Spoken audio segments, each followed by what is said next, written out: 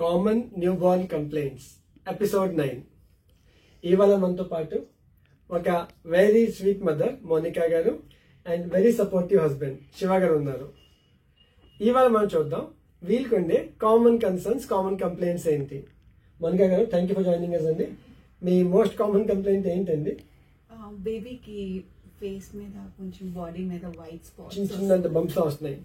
So ఇందాక photo పెట్టినట్టు చూస్తాం, మీరు చిన్న చిన్న చిన్న చిన్న చిన్న చిన్న చిన్న చిన్న చిన్న చిన్న చిన్న బంప్స్ వస్తుంటాయి. అవన్నీ వైటిష్గా కానీ పర్లిష్గా కానీ చిన్న చిన్న నీడిల్ హెడ్ అంతా చిన్న చిన్న బంప్స్ వస్తాయి.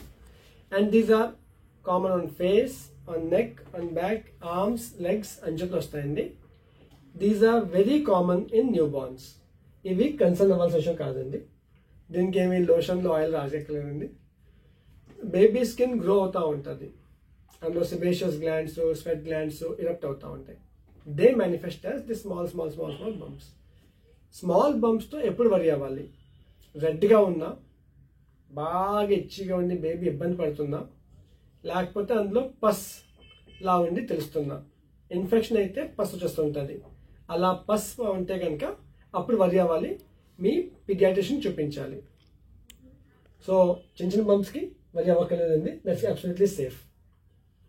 ఆ బంప్స్కి ఏం చేయాలి అంటే ఓన్లీ కొబ్బరి నూనె రాయండి, కొంచెం నలుగు రాస్తే బెస్ట్. నలుగు పిండితో స్నానం చేయించవచ్చు. మీకు డౌట్ ఉందా నలుగు పిండి రాయచ్చు అవుతా అని చెప్పేసి? నేను రాద్దాం అనుకుంటున్నా, మా హస్బెండ్ ఏమో వద్దు రాయకూడదు అని అంటున్నారు. సో మధ్య చిన్న డిస్కషన్ అంతా ఉంటుంది. సో బేసిక్ గా పిల్లలకి నలుగు ఎప్పుడు రాయొచ్చు, రాయకూడదు. సో నలుగు పిండి పెట్టి స్నానం చేస్తుంటారు మన ట్రెడిషనల్ వేలో, చేయొచ్చండి. నలుగు పిండి is safe for babies skin after 15 days.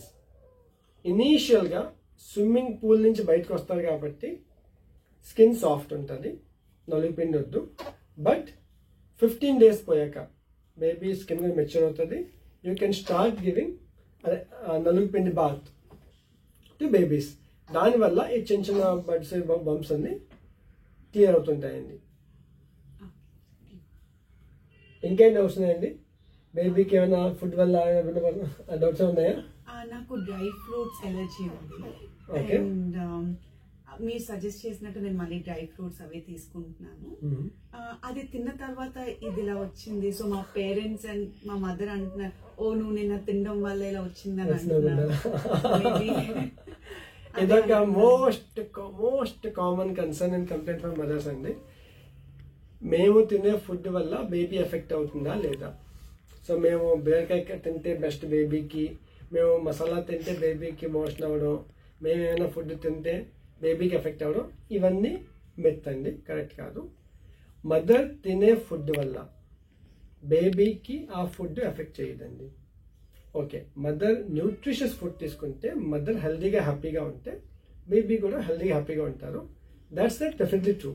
కానీ మదర్ ఫుడ్ వల్ల బేబీకి ఎఫెక్ట్ అవ్వదు. ఫర్ ఎగ్జాంపుల్, మదర్ టీ తాగితే టీ వచ్చేస్తుంది అనుకోవడం అనేది పొరపాటు.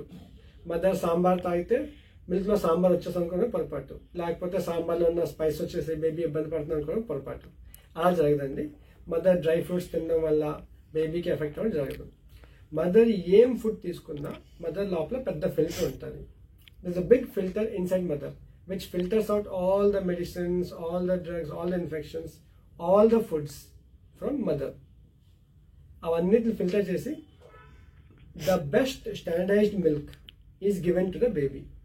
So mother's milk never is affected by mother's food. But whatever makes you happy. నాకు బిర్యానీ తింటే హ్యాపీగా ఉంది అంటే తినండి, నాకు ఫ్రూట్స్ తింటే హ్యాపీగా ఉంది తినండి.